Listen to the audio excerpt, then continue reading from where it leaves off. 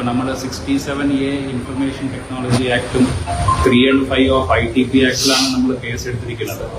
അതിനകത്ത് എലിഗേഷൻസ് എല്ലാം നമ്മൾ അന്വേഷണത്തിന്റെ ഭാഗമായിട്ട് പരിശോധിച്ചിട്ട് അതിന്റെ അടിസ്ഥാനത്തിൽ നമ്മൾ ഇൻവെസ്റ്റിഗേഷൻ ചെയ്യും. സാർ, ഇതിൽ സെൻസർ സർട്ടിഫിക്കറ്റ് കിട്ടിയ ചിത്രങ്ങളും ഒപ്പം തന്നെ പരസ്യങ്ങളുമാണ് ഇതിൽ ഉൾപ്പെടുത്തിയിരിക്കുന്നത്. അത് അവരഭിനയിച്ചതായി പറയുന്നത് നിയമാനുസൃതം അഭിനയിച്ചു എന്നുള്ളതാണ് അവരുടെ അവകാശവാദം. മറ്റൊന്ന് പറയുന്നത് പോൺ സൈറ്റുകളെ കുറിച്ചാണ്. ഈ സൈറ്റുകളെല്ലാം തന്നെ ഇന്ത്യയിൽ നിരോധിക്കപ്പെട്ട പോൺ സൈറ്റുകളാണെന്നാണ് മനസ്സിലാക്കാൻ കഴിയുന്നത്. അപ്പൊ എങ്ങനെയായിരിക്കും സാർ അതിന്റെ?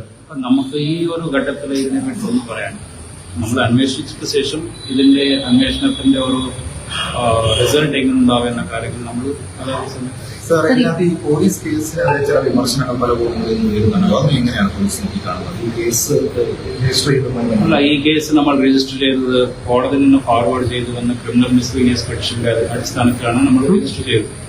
അപ്പൊ അത് രജിസ്റ്റർ ചെയ്യാതിരിക്കുകയാണ് തന്നെ രജിസ്റ്റർ ചെയ്തു.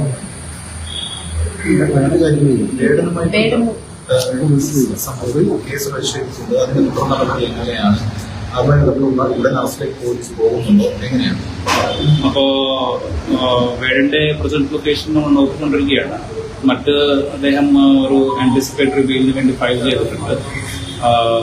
അതിന്റെ നിയമപരമായ രീതിയിലുള്ള കാര്യങ്ങൾ നമ്മൾ ചെയ്യാം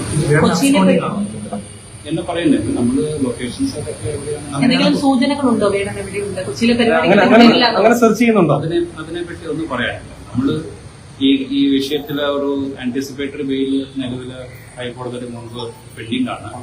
അപ്പൊ നമ്മൾ അതിന്റെ എല്ലാ കാര്യങ്ങളും നോക്കിയിട്ട് നമ്മൾ അത് വരുന്ന സമയം വരെ നമ്മൾ ഈ കേസിലെ അന്വേഷണത്തിന്റെ ഭാഗമായിട്ട് പല എല്ലാ കാര്യങ്ങളും നമ്മൾ ചെയ്യുന്നുണ്ട്. കുറെ സാക്ഷികൾ പരിശോധിക്കുക, മറ്റു വിവരങ്ങൾ എടുക്കുക എന്നതാണ് നമ്മൾ ചെയ്യുന്നത്. അന്വേഷണം കണ്ടിന്യൂ ചെയ്യുന്നു. ആന്റിസിപ്പേറ്ററി കണ്ടിന്യൂ ചെയ്യുന്നു. കേരളം വിട്ടു പോകാനുള്ള സാധ്യതയുണ്ടോ? അല്ല, അതിനെപ്പറ്റി നമുക്കൊന്ന് സ്പെസിഫിക് ആയിട്ട് പറയാം. സാർ, ഇപ്പൊ നിലവിൽ പോലീസ് മനസ്സിലാക്കുന്ന വേടൻ അബ്സ്കോണ്ടിംഗ് ആണ് എന്നാണ്. നമുക്ക് അതൊന്നും പറയാനില്ല. സർ, വ്യവസായിക്ക് ഒരു ഹണി ട്രാപ്പ് കേസ്, അതിൽ ആ വ്യവസായിക്കെതിരെ അതിരീതിയായ സ്ത്രീ തന്നെ പരാതി നൽകിയിട്ടുണ്ടല്ലോ. അപ്പൊ അതുമായി ബന്ധപ്പെട്ട അന്വേഷണം ഏത് രീതിയിലാണ്? അപ്പോ അവർ ഉന്നയിച്ചിട്ടുള്ള അലിഗേഷൻ എന്ന് പറയുന്നത് അവർ തമ്മിലുള്ള ചാട്ടുകൾ, മറ്റ് പല സന്ദർഭങ്ങളിൽ അവർ ഫേസ് ചെയ്ത ഒത്തിരി പ്രശ്നങ്ങളാണ്. അപ്പൊ അതുമായി ബന്ധപ്പെട്ട് നമ്മൾ അവർ എന്താണ് ചാട്ടുകളുള്ളത് എന്ന വിഷയങ്ങൾ നമുക്ക് നോക്കേണ്ടത് ആവശ്യമുണ്ട്. സോ അതിനുവേണ്ടി നമ്മൾ എടുത്തിട്ടുള്ള ഇലക്ട്രോണിക് എവിഡൻസുകളെല്ലാം പരിശോധിച്ചതിന് ശേഷം മാത്രമേ നമുക്ക് ആവശ്യമുള്ള നടപടികൾ എടുക്കാൻ സാധിക്കും.